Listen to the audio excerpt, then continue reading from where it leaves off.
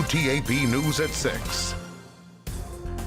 The Wood County Commission is thinking about ways to use money the state is getting from opioid settlements.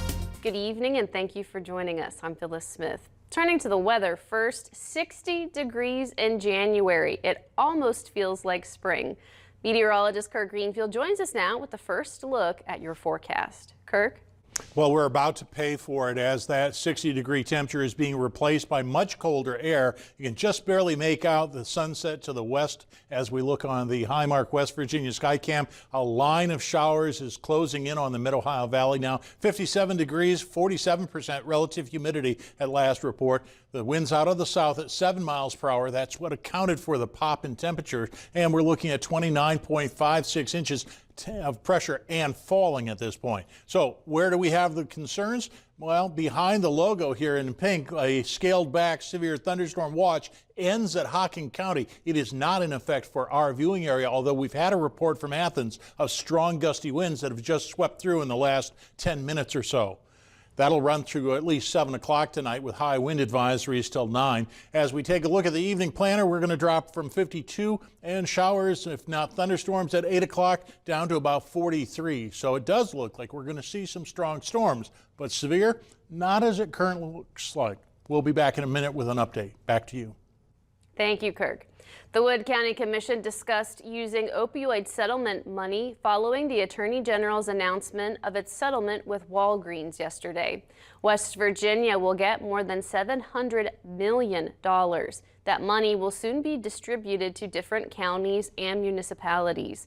Commission President Blair Couch said, though it's uncertain exactly how much money Wood County will get, it will likely be somewhere between $5 and $10 million.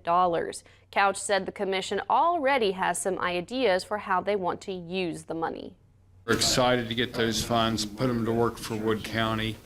The sheriff needs more deputies, the prosecutor needs more prosecutors, the day report center needs more things, but those are the people that are impacted by the opioid crisis. So we're excited to get our funds and put them to work. Couch said it's unclear exactly when the money will get here, but that it's coming soon.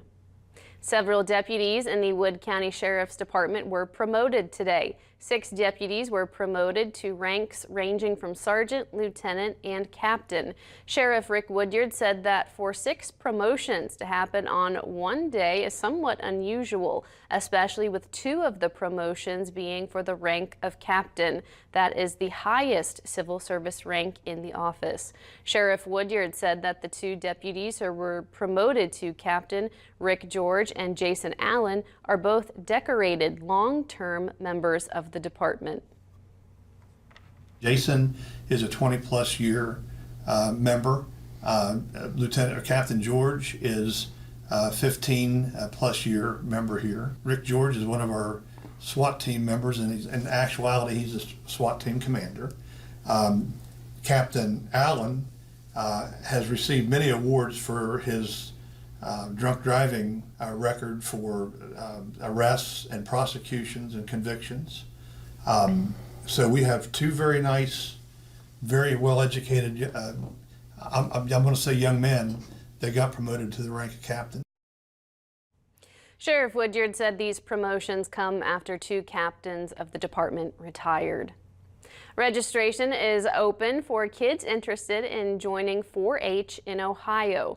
4-H offers kids from kindergarten through 18 years old the opportunity to learn through hands-on activities and projects related to topics like science and agriculture. Washington County 4-H Program Coordinator Catherine Hartline talked about what different age groups work on. Interested members should be enrolled in kindergarten, and kindergarten through 2nd grade children would be considered our 4-H clover buds. So they do on-hands activities, more to non-competitive level at the club level. And then children enrolled in 3rd grade through the age of 18 by January 1 will be able to choose their own projects, take those projects, attend project judging, skill-a-thons, fairs, things of that nature. The deadline to register for Ohio is April 1st. Contact your county's OSU Extension office to find out more information and register. We will have information about West Virginia's 4-H registration tomorrow. Ohio State University Extension Office is holding a meeting for farmers.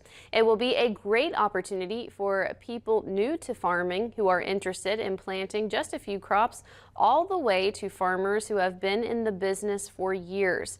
Topics from corn to soybean production to market outlook will be covered by specialists with OSU. OSU agriculture and natural resource educator Marcus McCartney talked about the benefits of going to this meeting. Ideas or updated information that they can be on the lookout on their farm or implement. And the other one is build connections with some of our specialists and get some of these questions maybe that's been lingering in the back of their minds for a couple of years, to get them out and ask these specialists, and get that knowledge. And of course, I say build that connection, and maybe they can reach out directly to those specialists in the future and not have to go through me to get to the specialist. The meeting will be next Tuesday, January 24th, starting at 9 a.m. at the Ohio Redwood Family Restaurant on Washington Boulevard in Belpre. The deadline to register is tomorrow. For more information on how to register, you can go to WTAP.com. New tonight, we have a fun little story out of Princeton. A business there is using Pokemon cards as an incentive to help students get good grades. Daydream Games on Mercer Street in Princeton will be giving out free Pokemon cards to students who show off their report card. Students can get 2 free Pokemon cards for every A they got that semester and 1 card for every B from now until the end of January. Cards will be drawn blindly out of a box. Kids have the chance to spin a wheel to earn more. Hope everybody gets something that they're happy with and take some time to feel good about your accomplishment. The store will be doing this again at the end of the year. Still ahead, legislation to hire 2,500 assistant teachers in West Virginia has cleared the House Education Committee. Strong storms are likely in the next hour in eastern Ohio and the Mid-Ohio Valley.